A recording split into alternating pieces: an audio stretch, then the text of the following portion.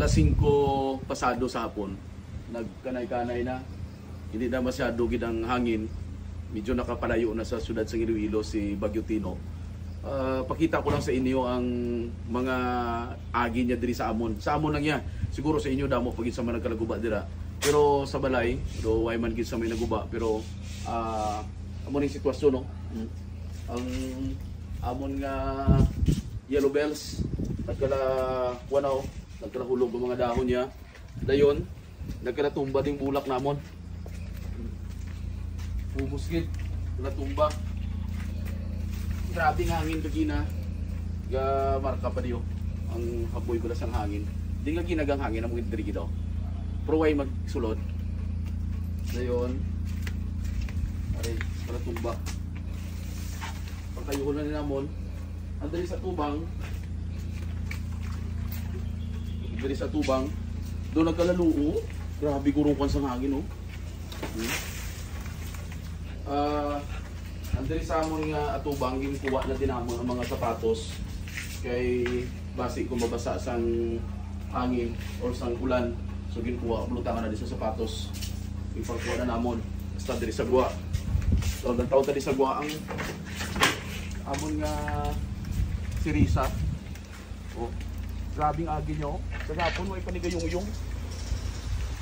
So mas nagpuno nagkuan-gid do na ano na bala tamaan isa sang hangin, pero ang amon diri nga ginkuan ko agapon ang gin-trim ko wala na ano, way maguba ano to di bala ko yo.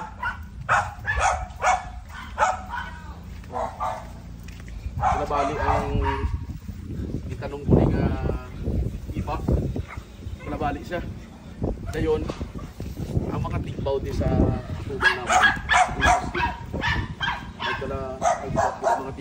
mga tikbaw dito.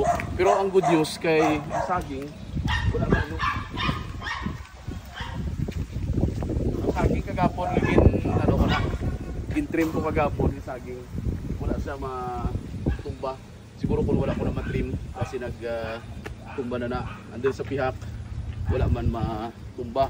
Pero ang yellow bells na susulod kitaon gid ano gisa